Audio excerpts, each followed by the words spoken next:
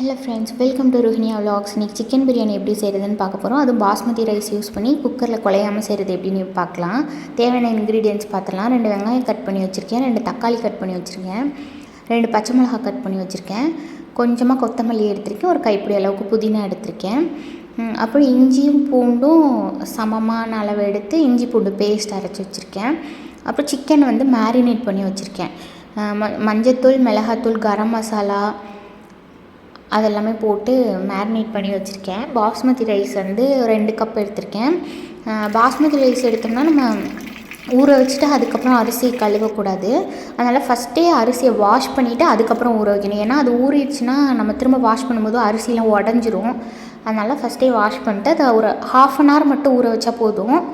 அதை ஊற வச்சுருக்கேன். இப்போ ஸ்டவ் ஆன் பண்ணி குக்கர் வச்சு அதில் பாதி ஆயில் பாதி நெய் ஆட் பண்ணியிருக்கேன்.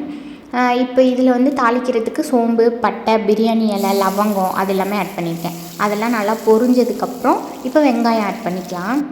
வெங்காயத்தை ஆட் பண்ணி நல்லா வதக்கணும். வெங்காயம் அந்த ஆயிலே நல்லா ரோஸ்ட் ஆகணும். இப்போ நல்லா வதங்கிடுச்சு. இது கூட கட் பண்ணி வச்சுருக்க பச்சை மிளகா ஆட் பண்ணியிருக்கேன். இப்போ இது கூட நம்ம அரைச்சி வச்சுருக்க இஞ்சி பூண்டு பேஸ்ட் ஆட் பண்ணிக்கலாம்.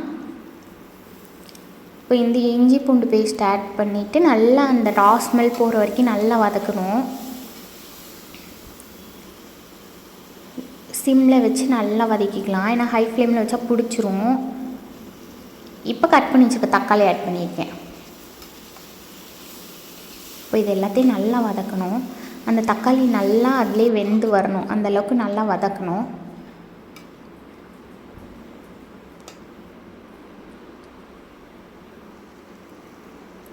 இப்போ இது கொஞ்சம் சீக்கிரம் வதங்குறதுக்காக இது கூட உப்பு ஆட் பண்ணிக்கலாம்.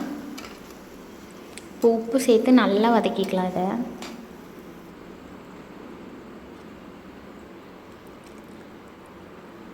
இப்போ இது நல்லா அந்த எண்ணெயிலே ஓரளவுக்கு வதங்கிடுச்சு. இப்போ இது கூட நம்ம எடுத்து வச்சுருந்த புதினா, கொத்தமல்லி ஆட் பண்ணிக்கலாம்.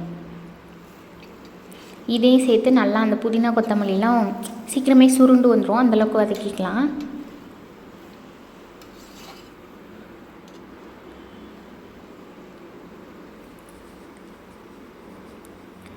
இப்போ இது நல்லா வதங்கினதுக்கப்புறமா இது கூட என்னென்ன மசாலா ஆட் பண்ணுமோ அதெல்லாம் பண்ணிக்கலாம். இப்போ வதங்கிடுச்சு. இது கூட மிளகாத்தூள் 1 ஸ்பூன் ஆட் பண்ணியிருக்கேன், கரம் மசாலா 1/2 ஸ்பூன் ஆட் பண்ணியிருக்கேன். இப்போ பிரியாணி மசாலா ஆட் பண்ணுறேன். பிரியாணி மசாலா ஒரு 1 ஸ்பூன் ஆட் பண்ணுறேன். இப்போ நல்லா கலந்து விட்டுக்கலாம். இப்போ அந்த மசாலாலாம் ஆட் பண்ணாலும் அந்த மசாலாவோட ரா ஸ்மெல் போகிற வரைக்கும் நல்லா கலந்து விட்டுக்கலாம். அதை பாருங்கள், எவ்வளோ வெங்காயம் தக்காளி போட்டிருந்தோம் அது நல்லா வதங்கி கம்மியாகிடுச்சு குவான்டிட்டியே. இப்போ இது கூட தயிர் ஆட் பண்ணிக்கலாம். இப்போ தயிர் ஆட் பண்ணிவிட்டு நல்லா கலந்து விட்டுக்கலாம்.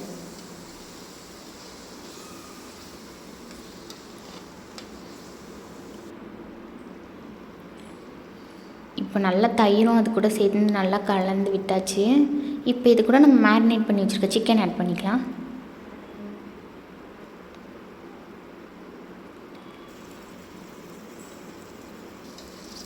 இப்போ சிக்கன் ஆட் பண்ணியாச்சு. இதை நல்லா கலந்து விட்டுக்கலாம்.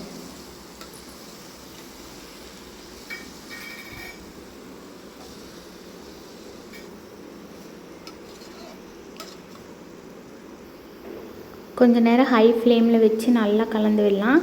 இது கூட கொஞ்சமாக தண்ணி சேர்த்து இதை வந்து நம்ம குக்கரில் ஃபஸ்ட்டு ஒரு 2-3 விசில் விட்டு எடுத்துக்கலாம்.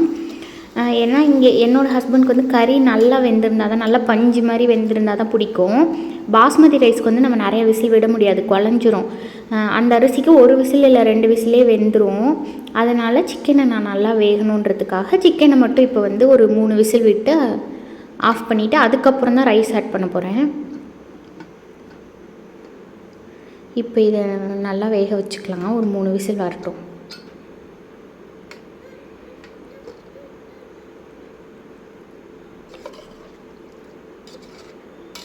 இப்போ 3 விசில் வந்துருச்சு. விசில் அடங்கிச்சு. இப்போ ஆஃப் பண்ணியாச்சு. இப்போ சிக்கன் நல்லா வெந்திருக்கு. பாஸ்மதி ரைஸ்னால் 1 கப் ரைஸ்க்கு வந்து 1.5 கப் தண்ணி ஆட் பண்ணும். இப்போ ஆல்ரெடி தண்ணி இருக்கா, அது ஒரு 1/2 கப் இருக்கும்.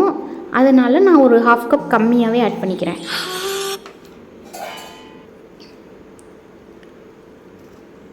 2 கப்பு அரிசி எடுத்தேன், 3 கப் தண்ணி ஆட் பண்ணோம். நான் 2.5 கப் ஆட் பண்ணியிருக்கேன், ஏன்னா அதுலேயே தண்ணி கொஞ்சம் இருந்தனால. இப்போ வந்து அரிசி ஆட் பண்ணிக்கலாம்.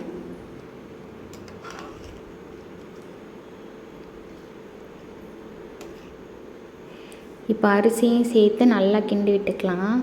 அடியில்